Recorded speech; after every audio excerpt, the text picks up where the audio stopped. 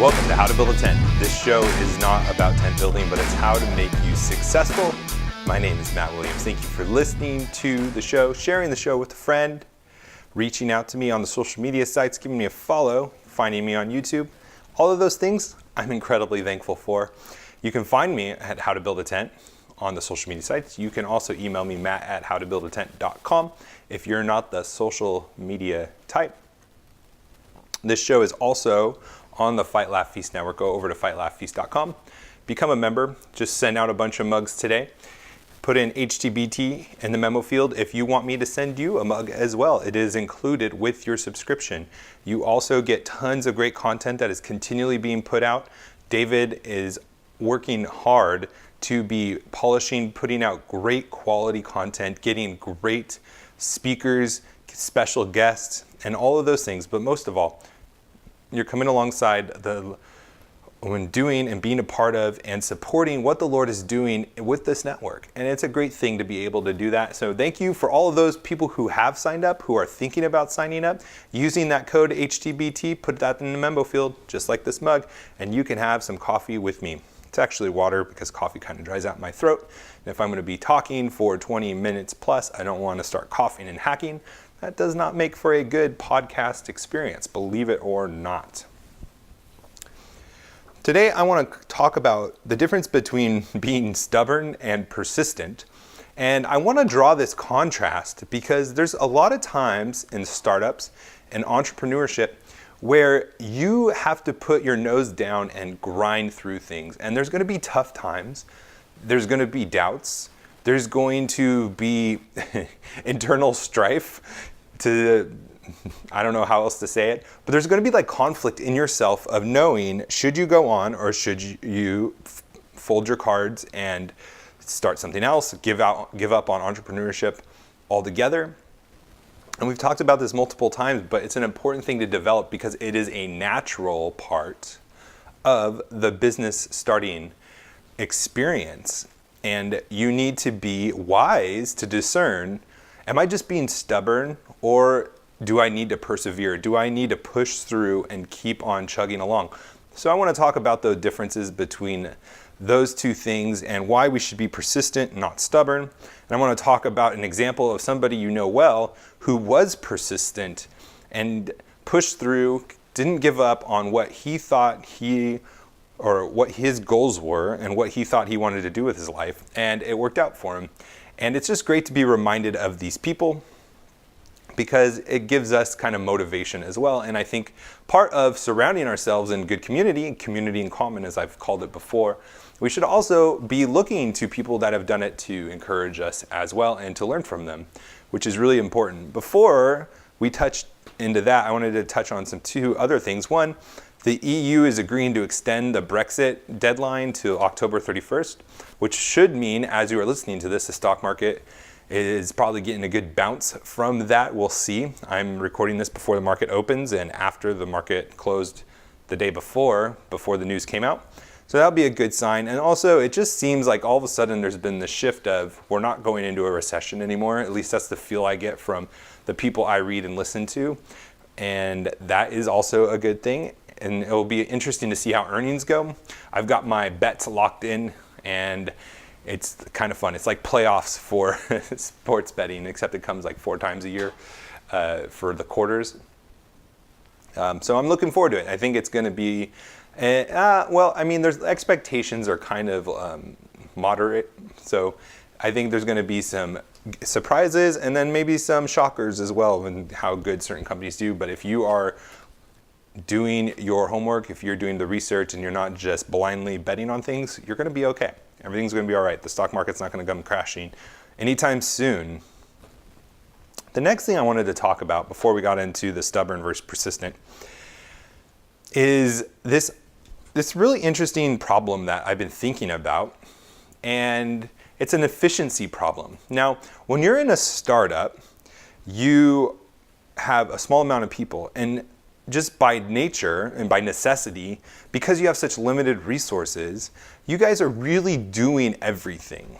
There's no function that is just yours. Like if you are the CEO, you're also doing customer service, you're also doing marketing, you're also doing operations. If you're operations, I'm sure you're jumping in to do customer service and help problem solve and help work through different areas. If you're in finance, I'm sure you're working with marketing to discuss, with legal, depending on what kind of company you have, what kind of departments you need from the beginning.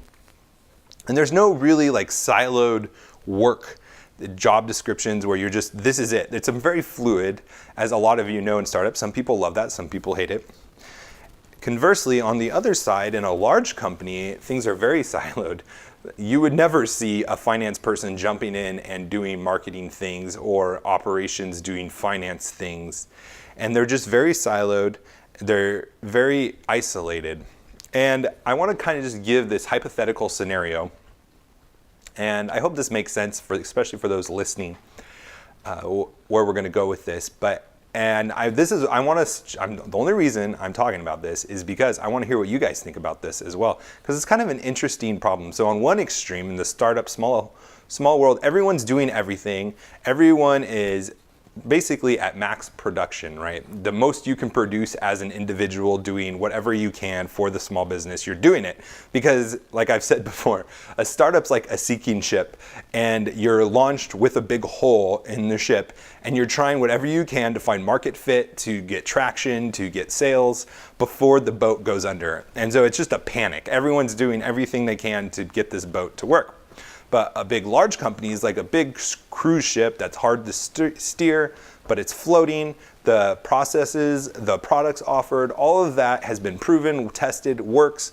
Any changes are small, incremental, and everyone kind of has their role. So those are there's the sinking ship for the small business, and then there's the large cruise ship as the big business. And so those are two extremes. But what's interesting about it is when you don't have people that are going to other roles and having cross-functional ability, sometimes you lose efficiency. When you were smaller, if you had free time, you would jump in and help other people.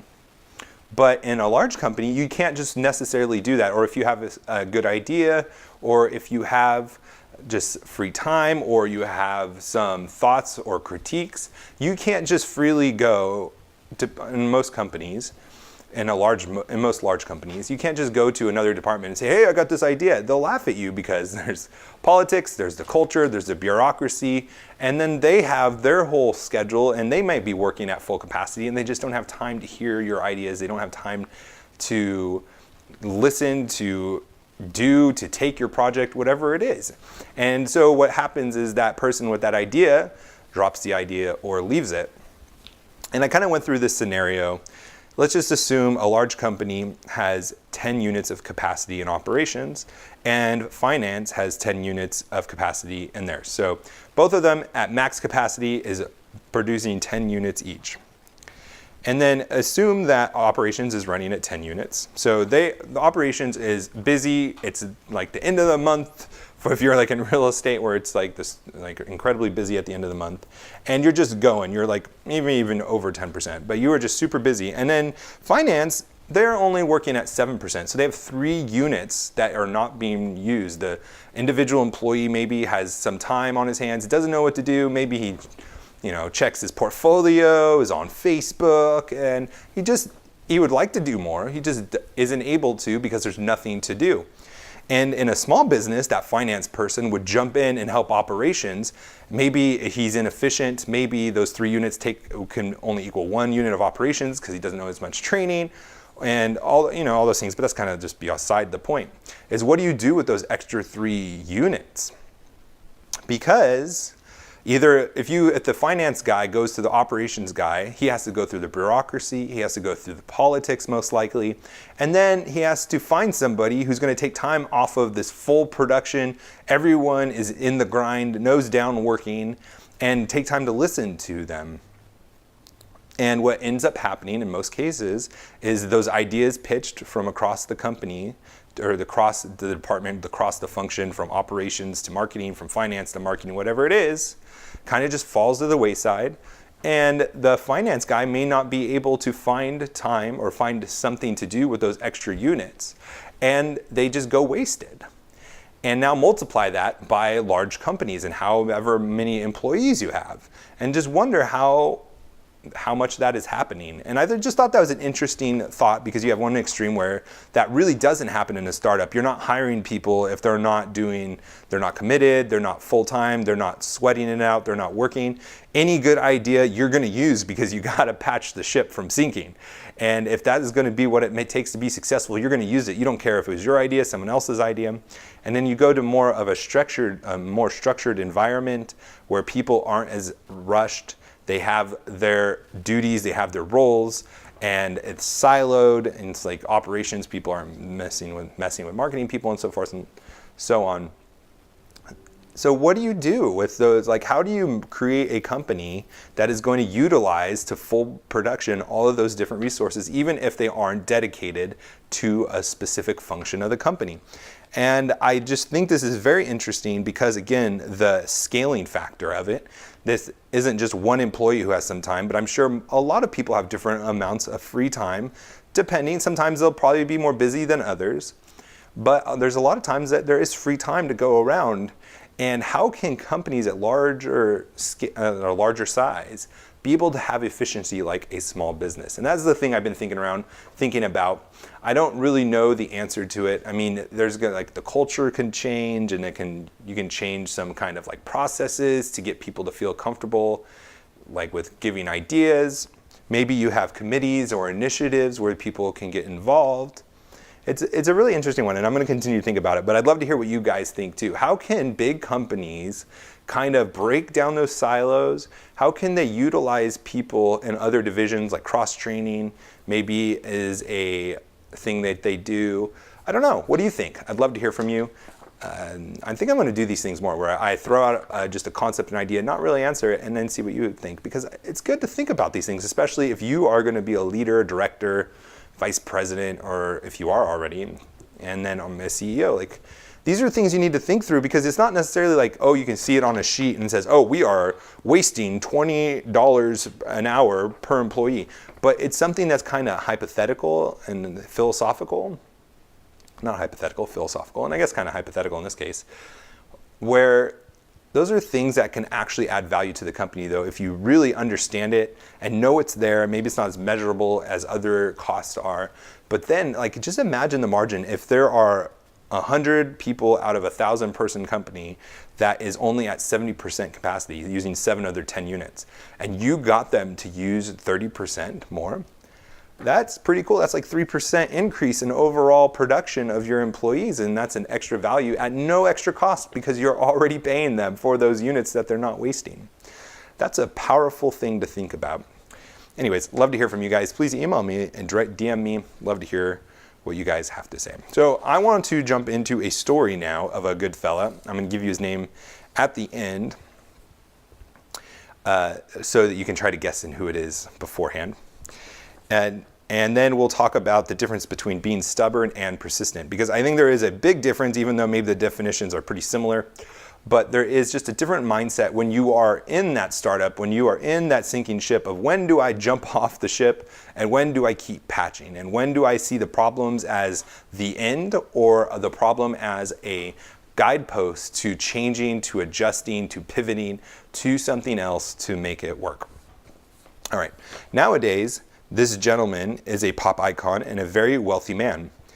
Early in life, he faced his fair share of struggles. At age 15, he dropped out of school and bounced around jobs. He eventually landed in the mailroom of EMI Music Publishing. He worked his way up to the A&R department, and then went on to form his own publishing company, E&S Music. Do any of you know who it is yet? All right, one more paragraph. Unfortunately, E&S folded in its first year. Cal ended up, I said his name, but maybe not his whole name, ended up with a lot of debt and was forced to move back in with his parents, but he never gave up on his dream of working in the music industry, and eventually landed a job with a small company called Fanfare Records. He worked there for 8 years and helped the company become a very successful label. From there, he spent his years signing talent and working behind the scenes before launching American Idol and X Factor, franchises that made him famous. Even though he's rich and successful, he continues to work on new projects, and this kind of dedication no doubt helped him overcome his early roadblocks.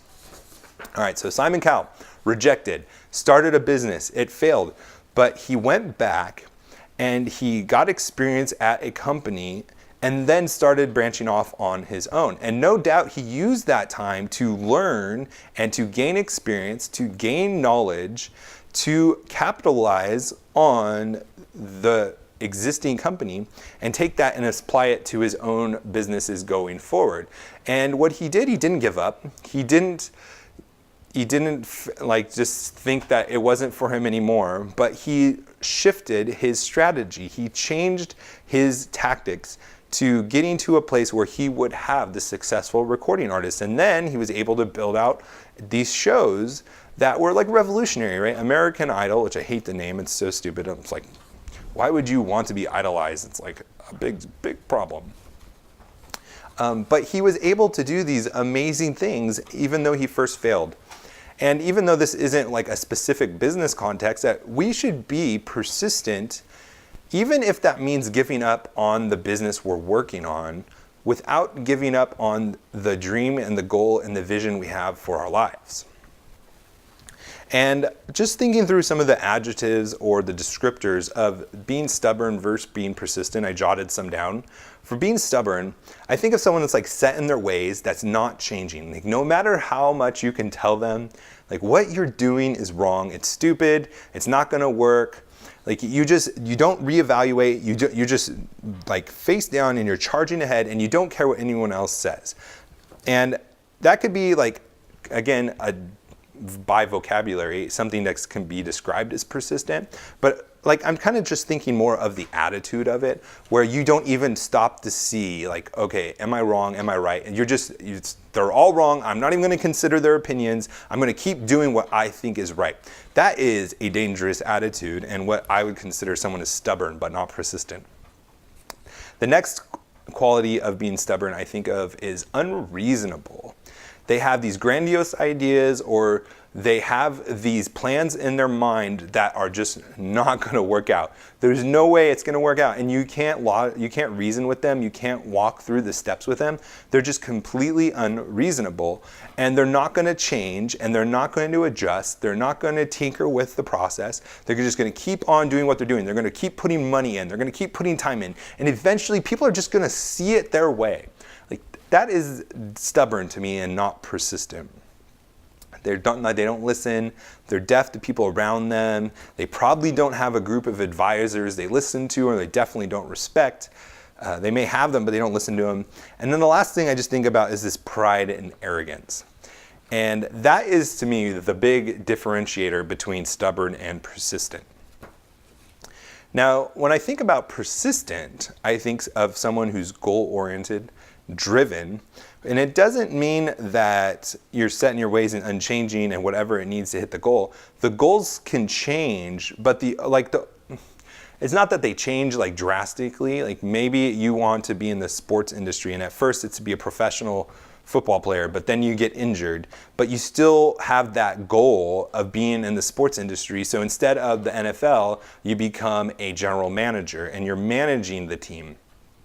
Like to me, that is someone who's goal-oriented and driven, persistent. They're not going to give up on the idea, the goal of their dream, even though it might be different and look differently as you progress, as different life events happen to you, as all these different things, these roadblocks, these hurdles, these obstacles, these struggles, still being focused on the goal, still being persistent, but being able to make those adjustments. And then the second thing I think of is being creative and innovative. They're not just, this is my way and it's going to work and I'm just going to keep throwing money and keep putting sweat equity into it, but it's okay, is this working? And if it's not, how are we going to solve this problem? How are we going to innovate? What are the ways that we can make this work? What is not working? What is working? Okay, what do we need to focus on that is working? What do we need to focus on that's not working? How do we tweak what's not working to better optimize this system? How do we get profitable? Like that is a different mindset to me than somebody who's just like, it's going to happen. People are going to see, they're finally going to realize what we have here. That's a completely different mindset. I hope you're kind of seeing the contrast that I'm painting here. And also a learner, it kind of goes along with being creative and innovative. You're trying to learn from the problem. You're trying to learn from the people around you. You're open to advice. You're open to instruction. You're flexible and you're comfortable with change. You're not stagnant. You're not thinking that that it's just going to be this way, but you're always looking for, okay, do I need to make this adjustment? Do I need to move this way? Do we need to move the company here? Do we need to close this office? Always looking for those adjustments. And most of all, the contrast, the opposite of prideful and arrogant is humility. And I think those are a great contrast between stubborn and persistent. And I think that is something great to keep in mind when when you're in those moments as in a startup, in anything in your career that you're struggling with, is should I give up or should I go on? Be thinking, like, am I being stubborn? Am I being hard-headed? Or am I being persistent? That is, am I looking for ways to go? I would rather go bankrupt. I'd rather get fired, trying to be persistent, looking for innovative ways to do what I think is right, even if I fail, than being someone who's just stubborn, dogmatic, and isn't going to listen to anyone and just go down with the ship. And those are two different people, because what happens is oftentimes the persistent people that are flexible, learning, listening from people, even if they fail in that specific thing, in that specific role, will succeed because they're taking those failures and building on it and learning from it and going to tweak it, just like what Simon did in this story. He failed at his first company, but no doubt he learned things from that failure, decided to stay in the music industry like he felt like that was his goal, his calling, and learned at his existing company, combined those two experiences, and then became the success that you know him today. And that is the key. That is the key. So don't be scared to fail if you're being persistent, because that is going to be a benefit to you in the long run, not just for you, but for other people that see what you're doing as well. Thinking of Edison, when he went through and he was like looking for different elements of his light bulb, he went to Colorado and he came up with a bunch of inventions to try to find these elements at a cheaper price. Ended up failing because it was much cheaper even with his inventions than it was for mines on the East Coast for whatever reason. But what came of that failure was Henry Ford using and getting ideas for his Model T. So even your failures as an individual can be learning for you, but for learning for others. And those inventions or the things you come up with, those innovative strategies that you're trying to solve your problem with, that may not solve your problem, or you may just fail anyways, might be a solution for somebody else. And that is another way that just society does better under capitalism, under the idea that you are responsible for yourself and you are to make something of yourself, because it spurns you on to do things, to try, to take risks. And that benefits other people as well, even if you may fail yourself.